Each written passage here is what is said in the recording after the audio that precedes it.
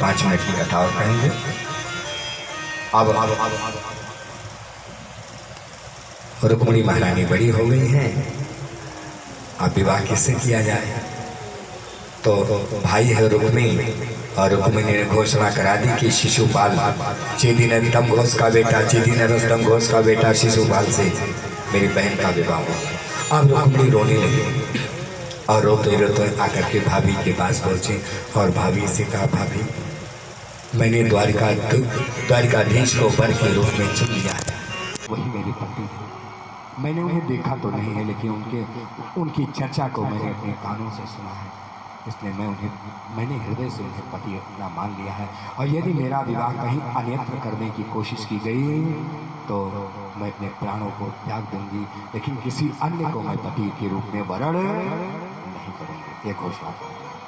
तो भाभी ने बड़ा सुंदर सलाह दिया, कहा एक काम करो, बस गोविंद में चिट्ठी लिखो, और चिट्ठी लिखकर ब्राह्मण के हाथ से द्वारिकापुरी भेज दिया।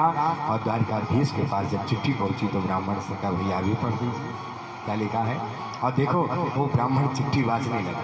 अब इसकी व्याख्या करने का समय मेरे पास नहीं है तो बड़ी सुंदर कथा, लेकिन वो चिट्ठी को, पुराने जमाने में ऐसे ही शादियां हुआ करती थी कि शादी ब्राह्मण ही खोजते थे, चिट्ठी ब्राह्मण ही लिखते थे और ब्राह्मण ही उसको ले जाकर पढ़ते थे, बांटते थे, शादी भी ब्राह्मण ही लगाते थे। अब आजकल तो अपनी शादी खुद ढूंढ रहे थे। बोली भक्तवत्सल भगवान की तो ये जमाना बदल गया। तो यहाँ पे ब्राह्मण देवता से कहा, भैया ब्राह्मण देवता जरा पढ़िए तो क्या लिखा है चिट्ठी में। तो कितनी सुंदर चिट्ठी लिखा था रुक्मिणी महाराज। क्या लिखा? श्रुत्वा गुणान भुवन सुंदर शृण्वतां ते निर्विश्य कर्ण विवरेर हरतो अंगतापम रूपम ऋषाम ऋषिमतां खिलाभिलाभम त्रिचिता विशति चित्तम पत्रतम। हे प्रभु, मैंने आपको आंखों से नहीं देखा। श्रुत्वा गुणान भुवन सुंदर, आप इस संसार के तीनों लोकों में सबसे सुंदर हैं। आपकी सुंदरता की कथा मैंने अपने कानों से सुना है, आपके चरित्र को मैंने अपने कानों से। श्रुता गुणान भुवन सुंदर श्रुतांते निर्विश्य करणे विवरे हतो अंगतापम। और आपके चरित्र को श्रवण करने वाले व्यक्ति के जीवन में ये तीनों ताप कहाँ टिकते हैं? तीनों तापों का शमन हो जाता है, क्योंकि तापत्रय विनाशाय और श्री कृष्णाय वयम नमः, तो तीनों तापों का विनाश करता है। आप तो तीनों ताप, रूपम दृशाम ऋषिमतां खिलाभिलाभम, आपके रूप को देखने से बढ़ करके संसार में किसी के लिए कोई बड़ा लाभ नहीं हो सकता। मेरे लिए तो यही सबसे बड़ा लाभ है जिस दिन आपको देखने का सौभाग्य प्राप्त होगा। रूपम दृशाम ऋषिमतां खिलाभिलाभम और त्रिचिता विशति चित्तम पत्रपम में मैंने अपने चित्त में आपको चिपका लिया है और पत्र में सब मैंने वर्णन कर दिया है। प्रभु आकर के मुझे आप यहाँ से ले जाए, कुंडलपुर से आप मुझे ले जाए। और अपने घर के बारे में भी लिख दिया कि मेरा विवाह मेरा भाई करना चाहता है शिशुपाल से, वो बारात लेकर के आने वाला है और अंतःपुर में माता भवानी के मंदिर में मैं पूजा करने जाऊंगी और वहीं से मेरा हरण कर लेना। ये सब पत्र में लिख दिया था। और भगवान गोविंद ने ब्राह्मण देवता से कहा, ब्राह्मण देवता चलिए मेरा रथ तैयार है। और भगवान रथ में बैठे और ब्राह्मण देवता भी। और जैसे थोड़ा सा रथ आगे बढ़ा, हुआ क्या? सामने श्री बलराम जी आते हुए दिखाई। ओह, ब्राह्मण देवता हो गई मेरी शादी। हाँ, क्या हुआ? अरे भैया, बड़े भैया आ रहे हैं, इनके सामने कैसे विवाह की चर्चा करूं? अभी तुरंत पूछेंगे कहाँ जा रहे हो। और जैसे करी, मैं, अरे कन्हैया तू रथ पे बैठ के कहाँ जा रहे? कौन है? देख लो, हो गई शादी। अब पक्का है लड़ाई होगी, क्योंकि टोक दिया ना, ये टोक दिया, इसलिए अब शादी में पक्का विघ्न पड़ेगा। अब वास्तव में कन्हैया की शादी में बहुत विघ्न पड़ा। तब कहा कि कुंडलपुर में आज रुक्मिणी का विवाह है, शिशुपाल के साथ बारात आने वाली है और मैं भी उसी में सम्मिलित होने जा रहा हूँ। ओह, मुझे तो ध्यान ही नहीं था कि मेरे कन्हैया का भी विवाह नहीं हुआ है। ठीक है, तो चल आगे, मैं भी पीछे सेना लेकर के आता हूँ, क्योंकि मुझे पता है वहाँ गड़बड़ जरूर हो। इसलिए बलराम जी भी पीछे सीना सजा करके आए और यहाँ अंतापुर में आकर के पूजा किया माता भवानी की। और मैंने भवानी की पूजा के बारे में कल आपको थोड़ी सी बात बताई थी। और माता भवानी ने प्रसन्न होकर के विनय प्रेम बस भई भवानी और खसी माल मोरत मुस्कान। गौरी माता प्रसन्न हो गई, अपने गले का माला उतार के दे दिया माता रुक्मिणी को और कहा जैसे श्री सीता जी को आशीर्वाद दिया, उन्हीं का स्वरूप तो है, जैसे सीता जी को आशीर्वाद दिया था सुनी सी सत्य आशीष हमारी और पूजी मन कामना तुम्हारी, ऐसे तुम्हारी भी कामना पूर्ण होगी। उनको राम मिले थे, तुमको श्याम मिलेंगे। और मिल गया आशीर्वाद और तत्क्षण गोविंद आकर उपस्थित हो गए और हाथों का माला जो माता से मिला था उसको गोविंद के गले में डाल दिया और प्रसादी का माला उठा करके गोविंद ने रुक्मिणी के गले में। ये अभी औपचारिक शादी हुई है, अब शादी तो द्वारिकापुरी में होगी।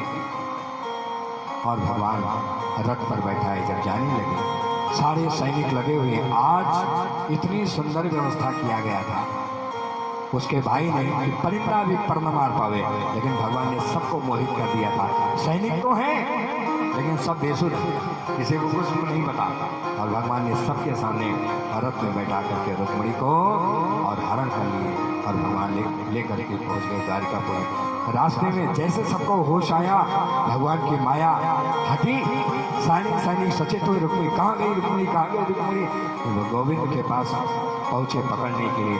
और भगवान गोविंद ने पकड़ लिया वो रुक्मिणी को और उसके सर को 4-5 जगह से मुंडन कर दिया, उसे छोड़ दिया। अब साला है, जान से थोड़े मारेंगे, साला है ना तो जान से थोड़े मारेंगे, उन्हीं के बहन से शादी हुई, इसलिए उसका अपमान करके भगवान ने छोड़ दिया।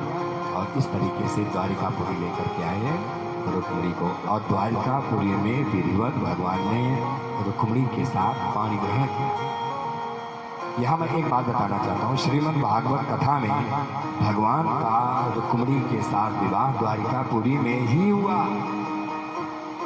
अब संत लोग कहते हैं कि भगवान बारात लेकर के गए, लेकिन भैया जो भागवत में नहीं लिखा है तो मैं अपनी बुद्धि की बड़ाई क्यों दिखाऊं?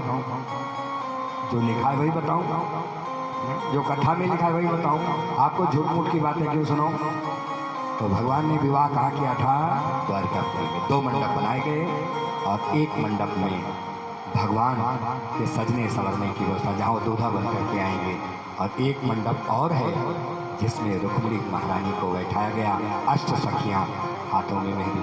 मैं हल्दी निवेदन है ये झांकी की पूरी व्यवस्था एकदम तैयार करके लेकर के झांकी आ जाए। आइए विवाह कार्य को आगे बढ़ाते हैं। शास्त्री जी अति शीघ्र झांकी लेकर आए।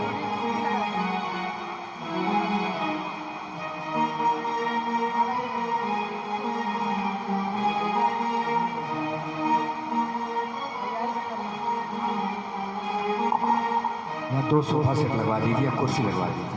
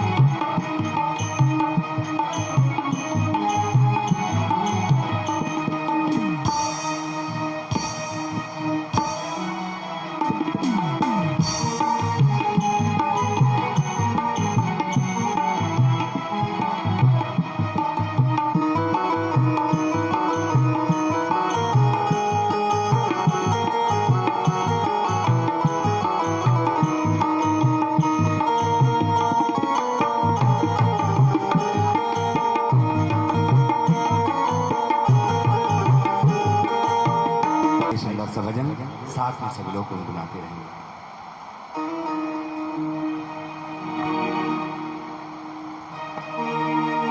कितना अभी दे रहे भैया झांकी में जी?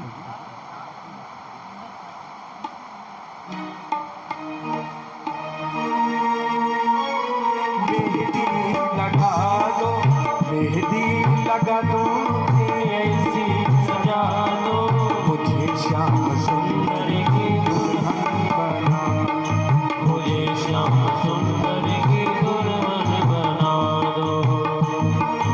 आओ मेरी सखियों मुझे मेहंदी लगा दो, आओ मेरी सखियों मुझे मेहंदी लगा दो, मेहंदी लगा दो मुझे ऐसी सजा दो, मुझे श्याम सुंदर की दुल्हन बना दो, मुझे श्याम सुंदर की दुल्हन बना दो। सभी गाए ताली की सेवा देखिए।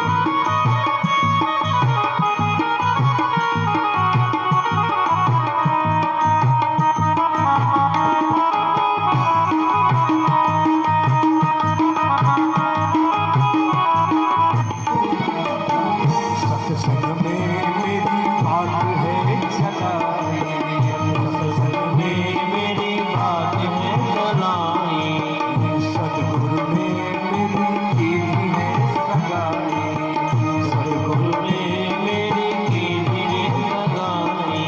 उनको भुला के हाथ लेवा करा दो, उनको भुला के हाथ लेवा करा दो, लेवा करा दो, हाथ लेवा करा दो, लेवा करा दो, हाथ लेवा करा दो।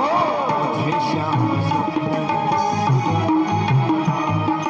मुझे श्याम सुंदर की दुल्हन बना दो।